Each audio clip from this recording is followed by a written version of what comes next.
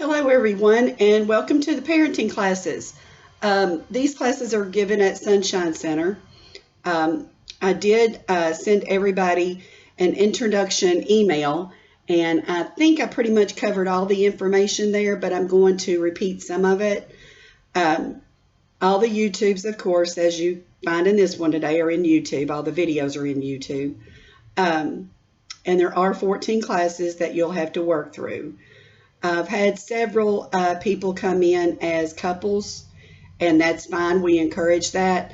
But just remember that each member of that relationship has to do their own work. So I'll be getting quiz answers and homework assignment results from both of you. So just remember that. I've also decided, since I've had a couple of issues in other classes, when we meet on site, which we cannot do at this time, and I don't know how long that's going to keep going on. But there's two things that there's several things that we do in the first class. But one of those things is to let everybody know that they're only allowed to miss one class, and then they can make up. But we've decided that since these are on videos, that I will not be accepting any late work. The videos will be published on Mondays. I'll notify everybody that the video is out there and ready to go. And then you will have until the following Monday to send me the quiz answers and also your homework assignment. And we feel like that's sufficient time. My suggestion is, and I think I stated it in the email as well, is because technology is wonderful, but sometimes it messes up. Sometimes we have an illness that we don't see it coming. So my advice is to go ahead, if I assign these on Mondays, just go ahead and get it out of the way. And then that way you don't have to worry about doing it on late Monday night and all of a sudden your technology goes crazy. So, because I will not accept late work. It keeps everything at a standstill as far as going on with the next videos that everybody's waiting on to do. It just holds up everything. So we're just not going to be allowed to do that. Let's see, what else didn't I cover? You will notice that in most of my videos, I do use experiences that I had when I was raising my children. Some are going to be positive, where I was successful, and you're going to see many times where I just messed up. And we all mess up. We all make mistakes. The important thing is that we correct those mistakes. And yes, my two sons are in their early 30s, and looking back now, I did make mistakes that I wish I hadn't made. And I can guarantee when they grow up, they're going to realize they made some mistakes too along the way. I'm hoping that these videos and the experiences that I share will help you. I know, but I had to get a certification in order to teach the classes. And the main thing that they built on and suggested for us was to use our experiences to, like I said, show positive consequences and negative ones. And you'll also hear me talk about my grandchildren and how their parents are raising them, mistakes that they've made, successes that they've had. So these will be in videos. Another thing that I learned is that when I started the videos, I had a few people out of different classes that asked if I could throw in some extra information that they didn't feel like they were getting from the videos. So from time to time, I try to do that, especially when it comes to things such as exercise, nutrition, maybe some shopping tips for nutrition to help you save money. There might be tidbits of information. They typically don't take up very much of the video, maybe 5 minutes. Unless I get excited about it, and it could go to 10, but I try to keep that down and just focus on what the text teaches me that I have to teach. And I do want you to know that all this curriculum that you're going to be learning and studying does come from the book that I'm giving, the instructional book on the topics that social services, the judges, these are all recommended topics that I teach, and I stick with that curriculum. There are a few things that I might combine together into one video. This one is going to be like that a lot. I'm going to be doing the introduction, which I'm doing right now. There's also, we're going to be learning about thriving or helping our children thrive, helping ourselves thrive. There'll be more explanation about that here in just a minute. I want to make sure I get all the introduction topics out of the way, and just looking through my outline to make sure I've covered everything. Other things might come up later that I remember that I haven't told you. I did put in the email that all correspondence goes through my work email, and also the Sunshine Center house phone number. The phone number there is 875-3495. You can typically get in touch with me between around noon and 3 or 4.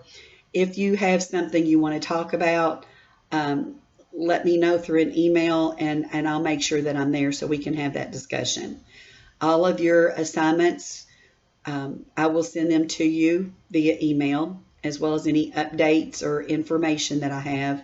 So keep a check on your email daily, if possible. But all your quiz answers, homework, everything like that will be going through email. I did a lot of things at home. You might see that my contact personal is in other videos. Please don't use it.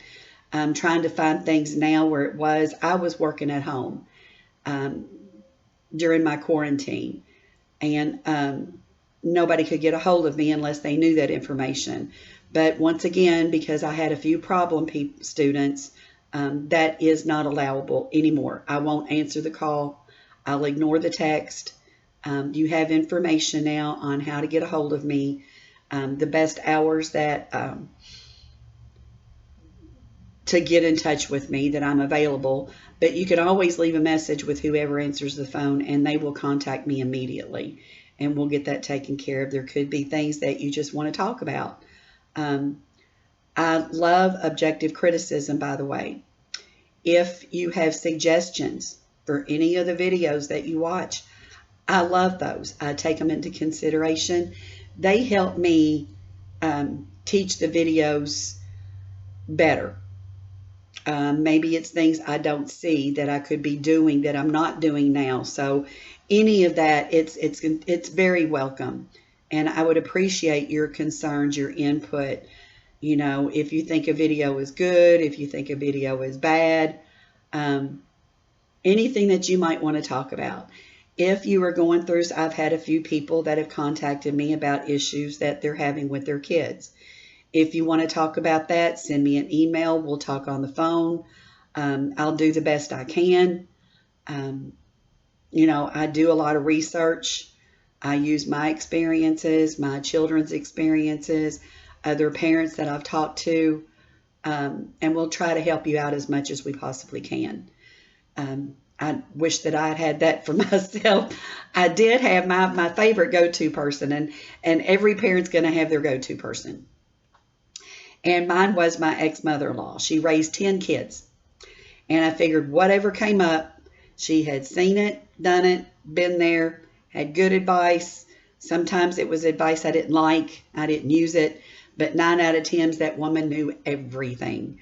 So I always went to her. So hopefully you've got somebody close to you, a friend, a relative, that you can talk to if you're having an issue with this or an issue with that, or their advice, their suggestions. Use them.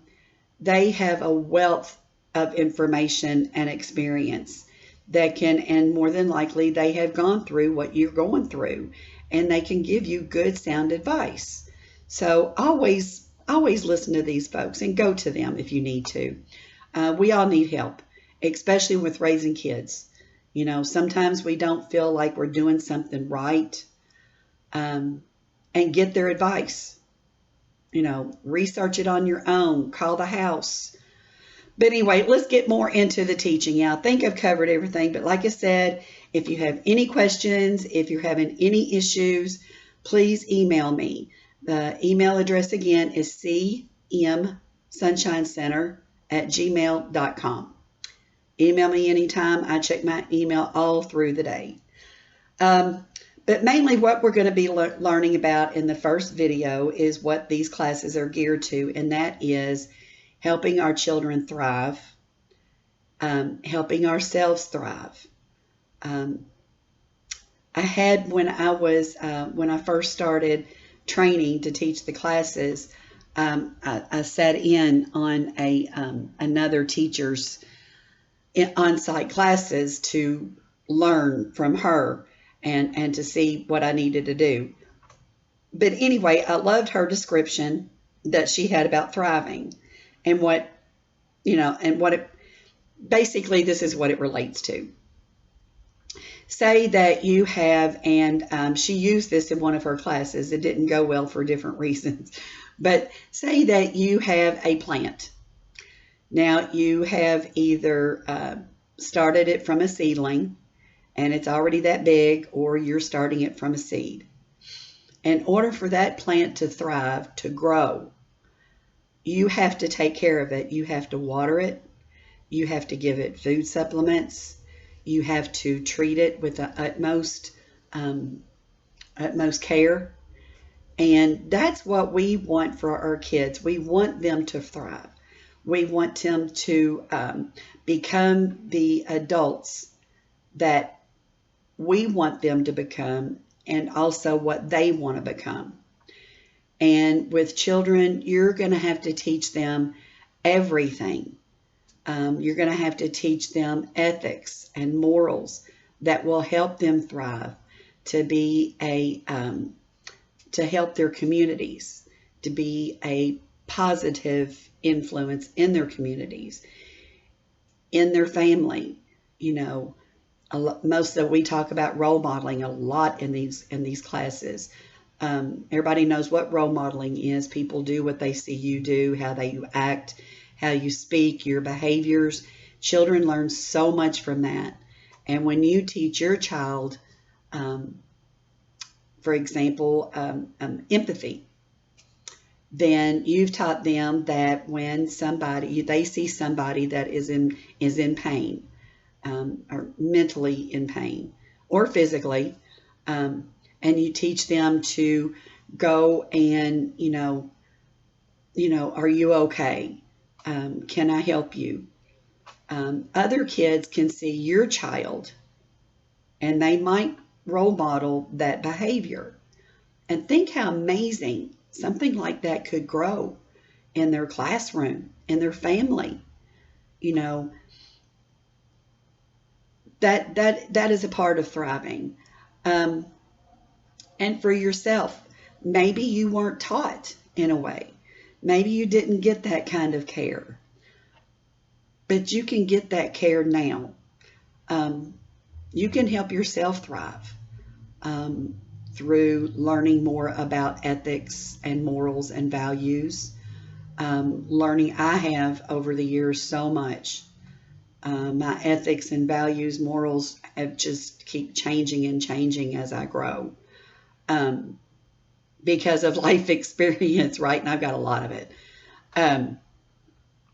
But anyway, sometimes I lose my train of thought, and I apologize for that. Sorry. But yeah, we can learn to thrive. Maybe we decide that we want to go back to school,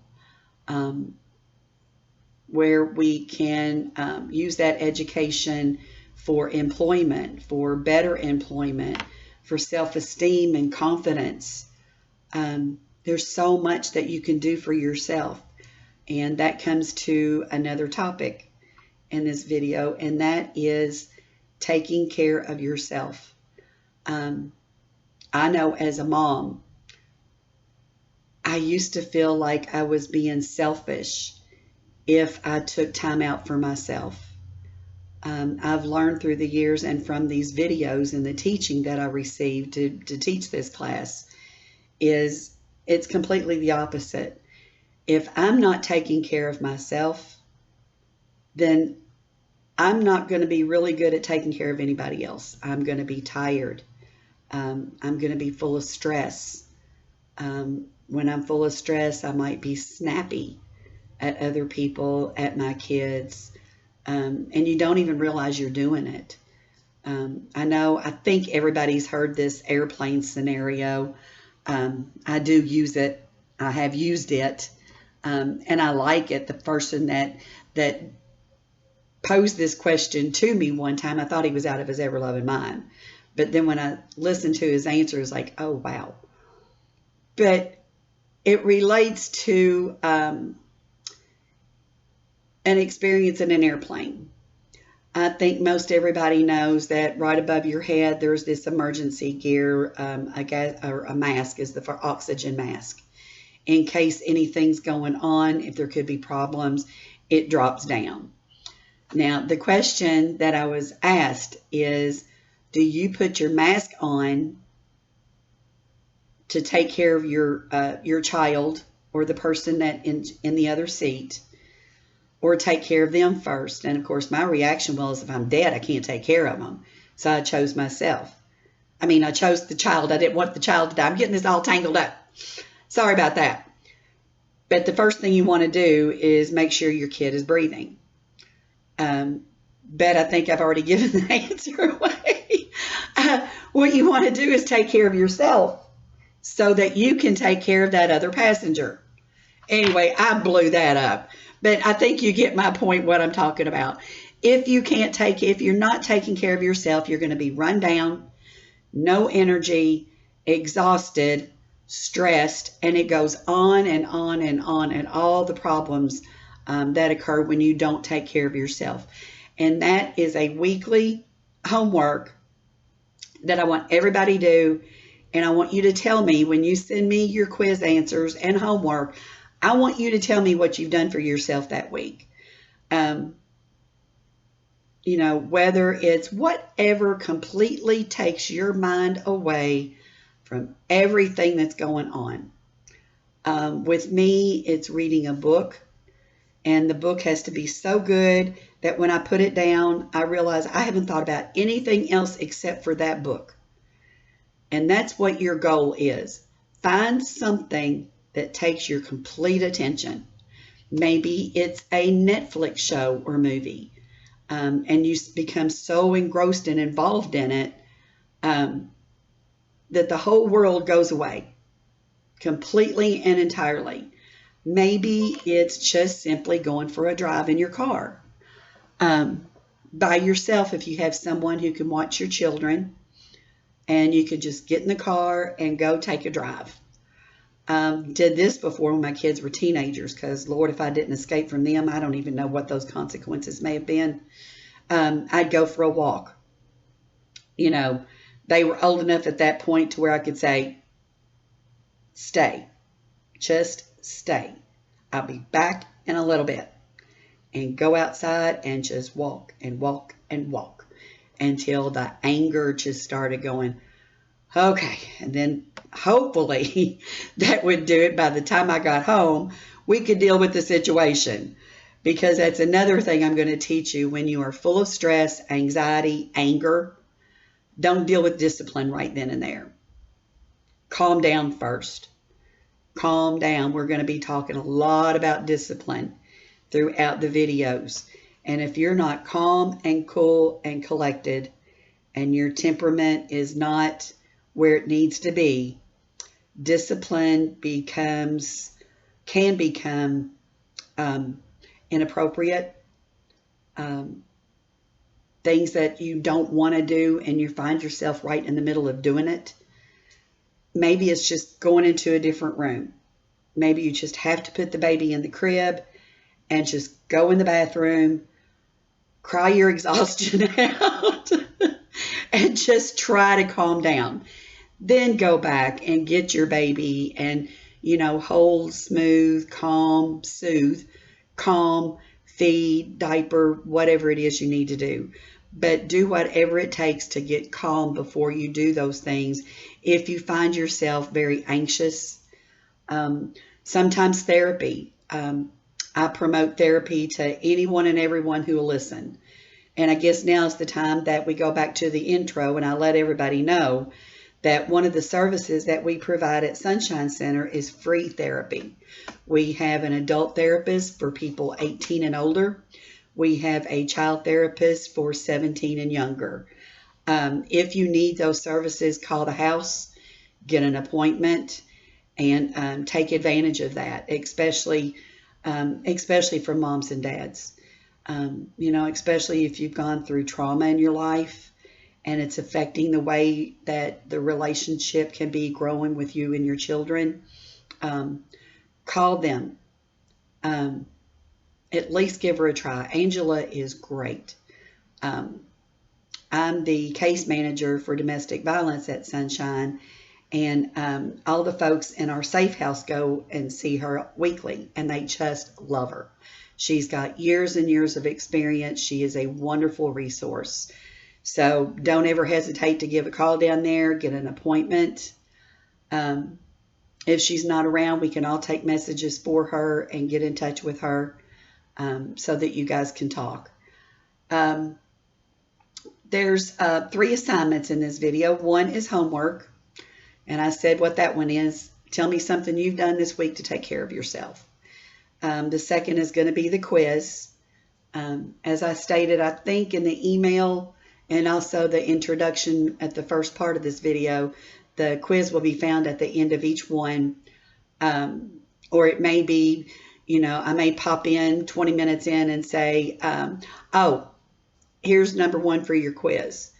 You never know where they're going to be. But the third thing that I wanted to talk about today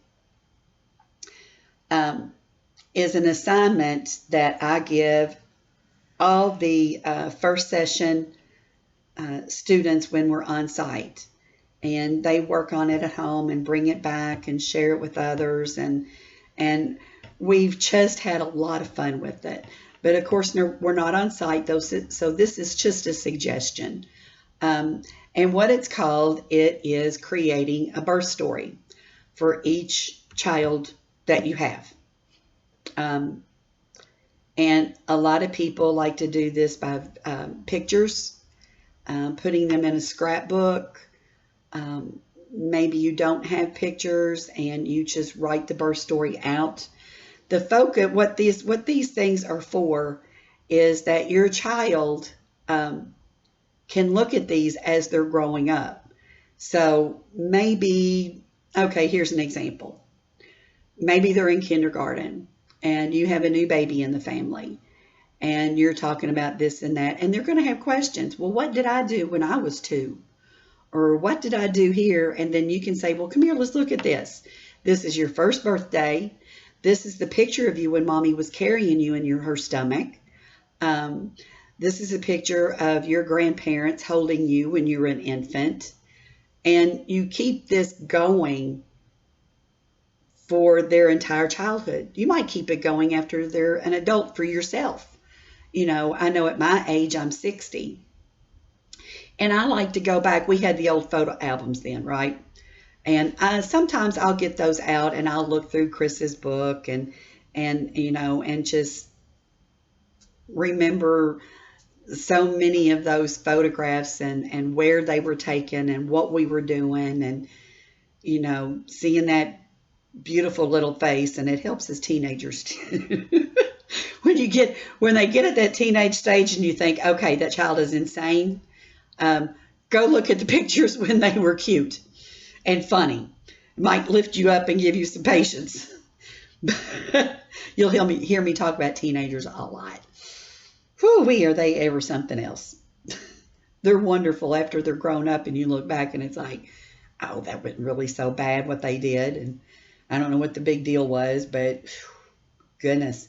Sometimes, let's see, I've did that. Another thing, okay, I've already done those in the email. We've done the welcome.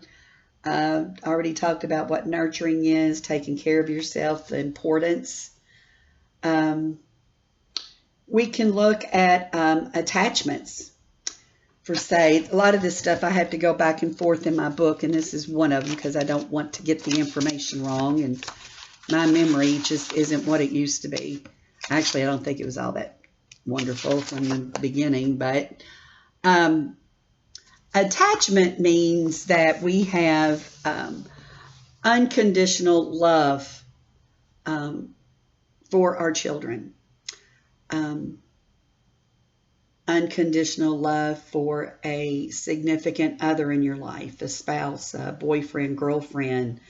Maybe it's attachment that you have with a parent or parents or grandparents or somebody in your life.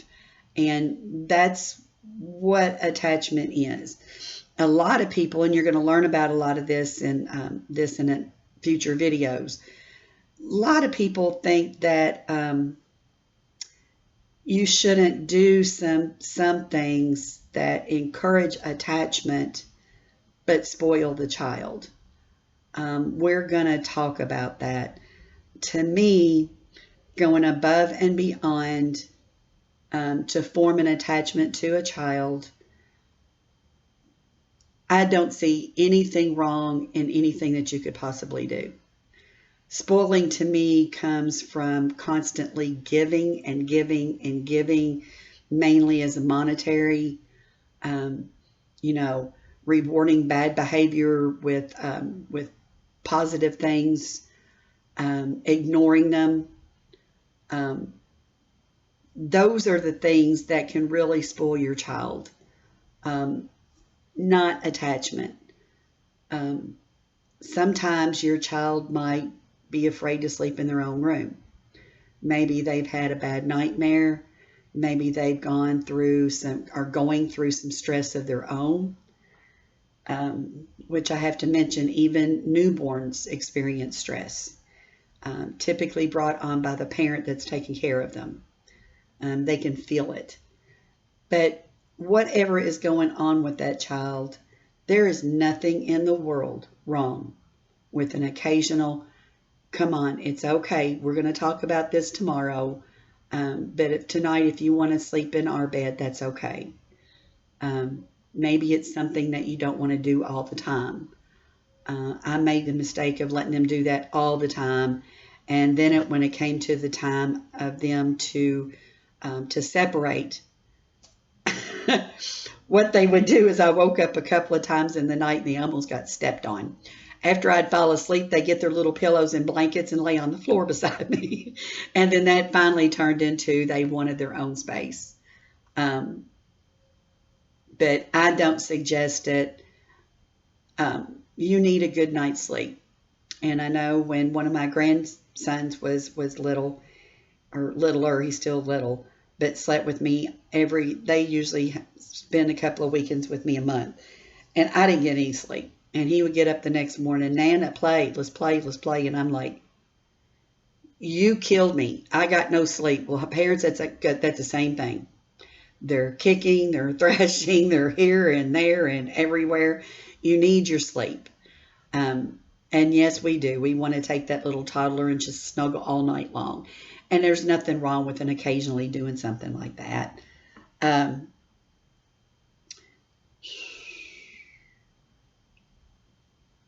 Okay, we've talked about this.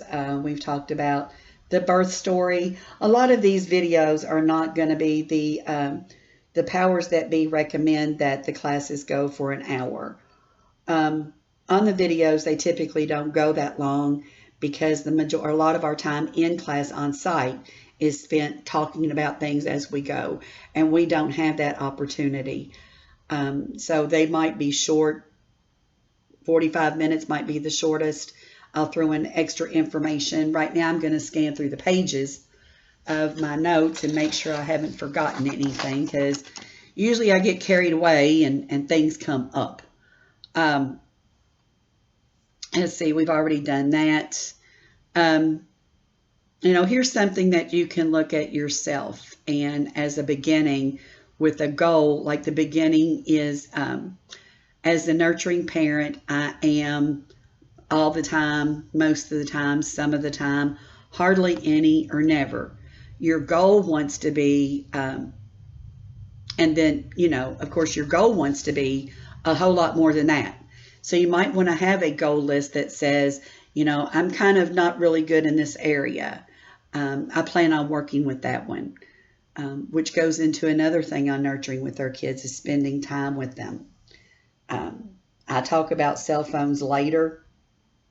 You might hear it a few times. That time, say that the kids have gotten a bath, meals have been done, anything else that you wanted to do for the day is pretty much done. And now, before they go to bed, I would suggest, it worked out better for me and my boys about an hour before they went to bed, maybe an hour when I got home from work before crazy started. Just pick a good time where both of you are in good moods and you feel good.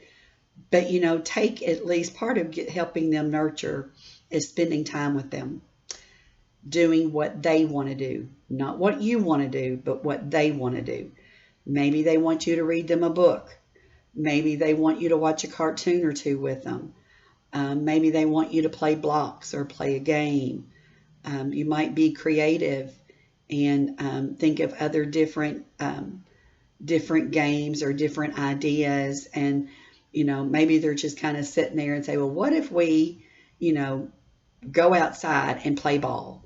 I recommend outside play all the time anyway. But take the time, turn off your cell phone if you have to.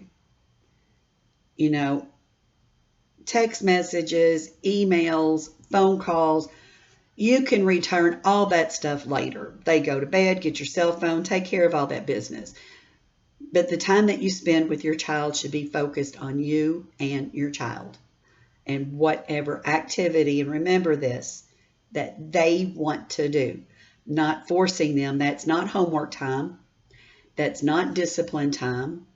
It's not time for anything else except for building attachment, letting them know that they are important to you, because you may even make a comment. Well, I want so badly for us to spend some time together. Mommy's going to turn her phone off. Daddy's going to turn their phone off. And I'm going to put it over there out of the way. We don't need that distraction. Let them know that your focus is on them and they are the most important thing to you, which our kids are anyway. But at that moment, they feel and know that they are the most important person in your life. And that helps them with everything else. Do that even when they're teenagers and they don't want to. Do it anyway. We had some of the funnest times. One of the activities that one of my sons loved was actually both of them did. We would take sheets and blankets and drape it over the kitchen table, and that was a fort. That's where we would have our bedtime snack. That might be where we're reading a book, playing pretend, their imaginations. Maybe they were, we're protecting the home and whatever that little tiny portable clubhouse turned into. They were very imaginative. That gave me a lot of ideas that we did and was just so much fun spending time together. And they do start becoming at an age where they don't want to spend any time with you. That could be a time that maybe you say, I know you're tired. You just came home from ball practice. I know you're starving to death. Just me and you go out to eat somewhere. That's some time together. Your focus is on them, and they know that's where your focus is on them. They learn that they are important. It builds their self-esteem, their self-confidence. They learn how to be a parent themselves. And a lot of this, that's what it's all about, is passing the torch. My kids, there were so many things that at the time you're the meanest mom in the whole world. Especially, it came to a lot of things. I was extremely crazy about manners, and I see their children learning the same manners. And I've heard some thank yous. Mom, you taught me to do this, and thank you. I do that with my dad all the time. He was the strongest attachment that I've ever had to an adult. And he taught me so much. He taught me about work ethics, which were invaluable thanks to him and his teaching. I had a good steady job for 40 years, and I was able to retire a couple of years ago, and work part-time doing what I love, which is case management and teaching. If he hadn't taught me those work ethics, I would not have been able to do what I'm doing right now. He taught me morals, and behavior. Those things were so important to him. Those were things that he was taught, that he passed on to me. I passed on to my kids. They're passing it on to their kids. And you see how it goes. The cycle just keeps going. It also keeps getting better. So maybe you forgot about a particular ethic or moral or standard or whatever, and they figured it out.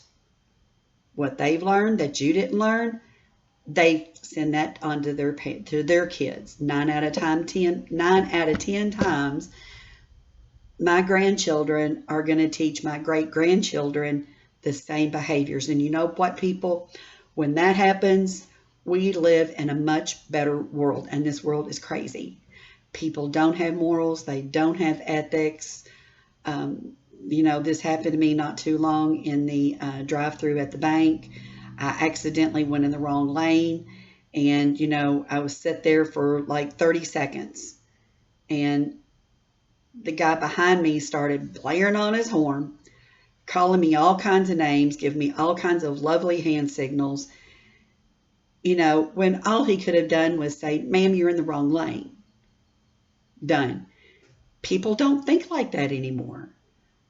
Something like that, I could have let that bring down my entire day. It could have been on my mind all day long. It could have affected the relationship I have with my kids, my grandkids, my coworkers. It could have just blown my day away. But when you are taught and, let me back up there. I'm not wording this quite right. When you teach your kids to think about others, to care about others, maybe they might be the person behind me that is very nice and says, "Ma'am, you're in the wrong lane." Fine. I apologize. I drive out, go back around, get in the correct lane. Instead of all that carrying on that leads to violence, we hear about shootings, we hear about so much car violence and driving violence going on over just stupid things that you don't have to do. So role model. Let your kids see you being the person that is nice and is friendly. Talking about morals or ethics is something, I told y'all I'd use stories, was with my youngest son. And we were going somewhere doing something, and we were going to put some snacks in a little cooler that we had in the car. So when I went through the store, he was like 3, something like that, I think around 3. And I was getting this and that, putting it in the cooler, or getting it. Anyway, went through the checkout, paid for everything, got in the car. Buckled up him, and when I buckled him up, in his little hand, he was holding an orange soda. And I said, I knew it was something I didn't buy. I said, "Corey, where'd you get that?" He said, "In the refrigerator." And I went, "Oh." So what he had done was see me get things out of there, and he wanted an orange soda, so he just got one. So that was a learning time. We pay for our items. If we don't pay for it, it's called stealing, and we don't do that. So you're going to see things like that come up, and use those times not to yell or fuss. He didn't need to be fussed at. He didn't know any better. At home, it was something in the refrigerator he wanted. He opened it up. He got it. But use those situations and things that come up as learning tools. If it's something that they've done over and over again, then we need to talk about the discipline area. But there's so many things that are going to come up with those little brains, and you're working with clay right now. You're forming that clay to be a person that is productive in our community, and whatever community that they go on to live in. to be that kind of person that is helpful, that has empathy for others, etc., etc., etc. I think basically I've covered everything I want to on there. Let's make sure I've covered all this. I think we've, here's another description or another definition of nurture. In the book, it says it's a part of our personality who is capable of receiving care, seeking closeness and attachments, and accepts praise and positive touch. That's a big one. Basically, what you're doing, we've already gone through all that, but another thing that we talk about later, and that involves taking care of yourself, is being a bully. That can happen when you're not taking care of yourself. You're stressed, you're aggravated, you're frustrated. Then you end up being a bully to everybody around you. We don't want to see that. Let's see, we've gone over a lot of these things are assignments and stuff we do in the classroom, and we just can't do that now. Another reason why the videos are shorter than in person. Let's see, I've done all of that, and I've done all of that. Okay, well, let's talk about the homework assignment just a little bit more. I want to talk a little bit more about the birth story, and then we're going to get to the quiz. On the quizzes, I've never seen anybody get anything wrong. What I'm looking for is proof that you've watched the video, so that I print that out, I keep it in your file. Then if anybody that, say it's DCBS, that they have to have proof, then I can pull and say, here's the 14 assignments that they did. If you want to watch the videos, you'll see that they, based on their quiz, they've watched that video, and goes on. And without that, you cannot get your certification, which a lot of you are going to need. So work on that one and keep, et cetera, et cetera, et cetera. Sometimes I just get on a roll and talk too much. But the birth story, again, I think it's very valuable for yourself, as we've seen. If they're getting on your last nerve and you go look at them as a newborn, and you calm down, you got smiles going on, the stress is eliminated, the anger is gone, and you can remember, that little 2-year-old that went in the bathroom and pulled all the toilet paper and drug it everywhere. Look how adorable they are. And you forget, it'll help you forget that mess. But it's so important, and I'll use a story about myself. I don't talk about a lot, but I am adopted. I was adopted when I was 10 by some wonderful, wonderful people. And I had no clue about myself at all. Nothing. There was a period of time where I did meet my biological siblings. Didn't work out to be healthy relationships, so that didn't continue. But they had nothing. They told me stories that were always questionable. I had met my biological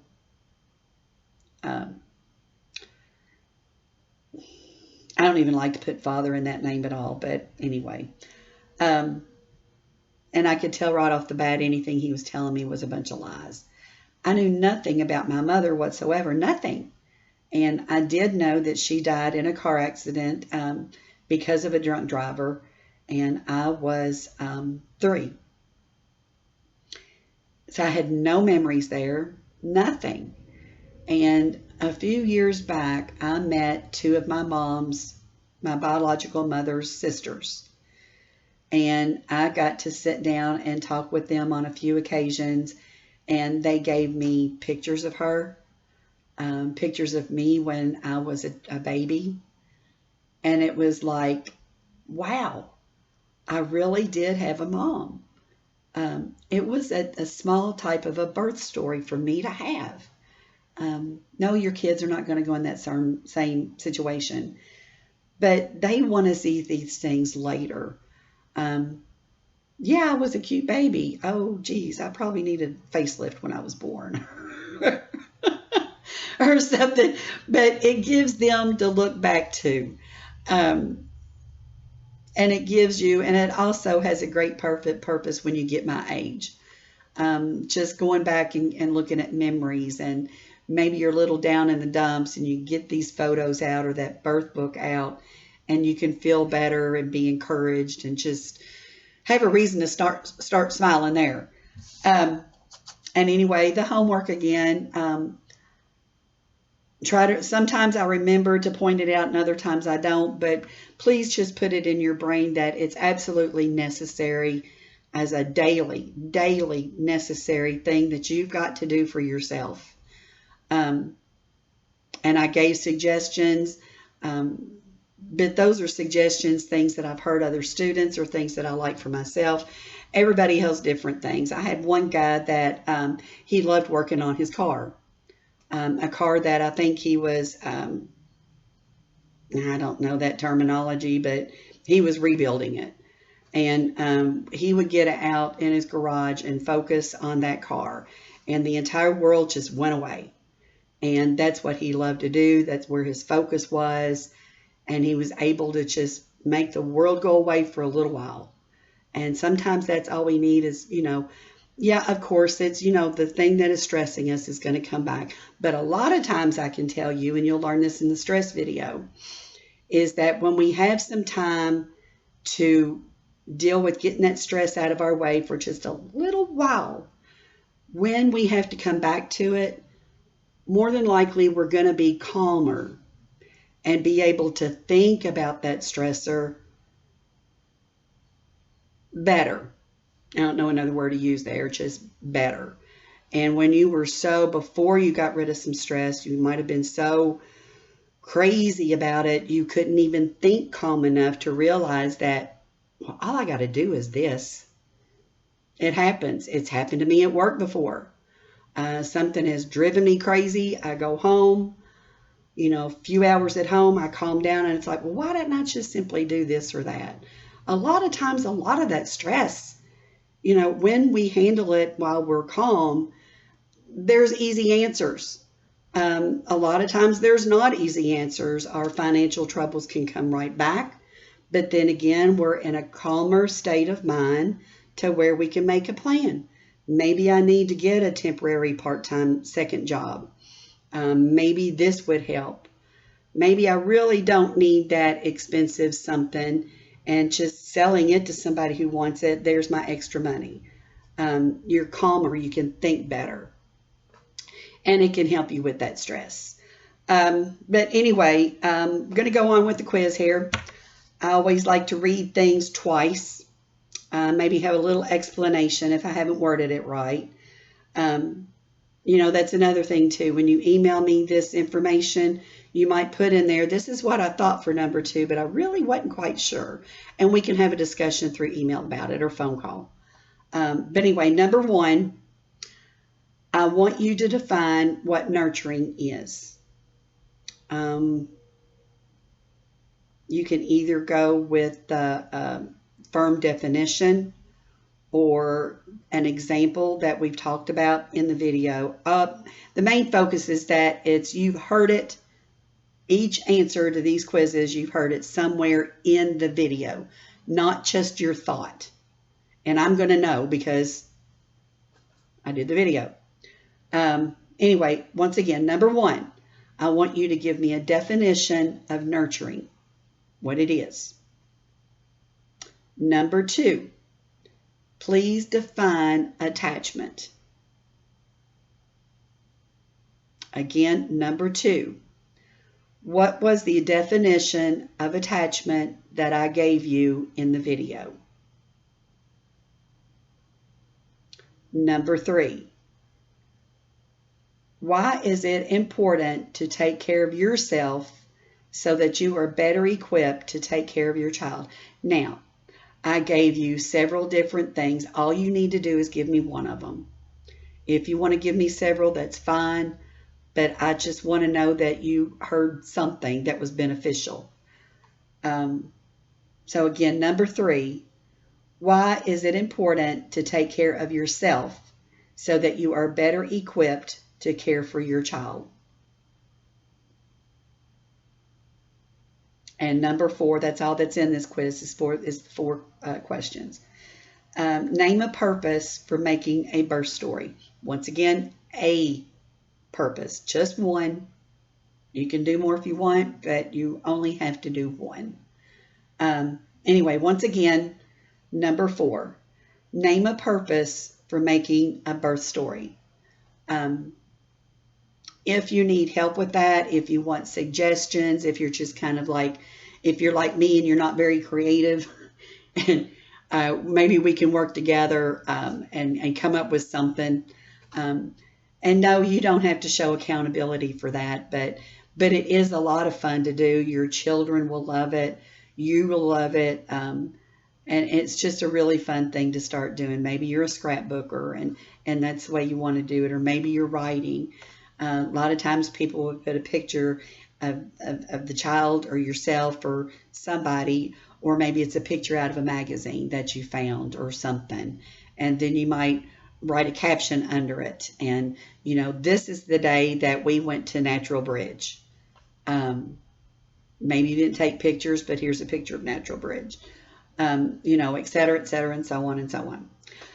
But anyway, I want everybody to have a great week.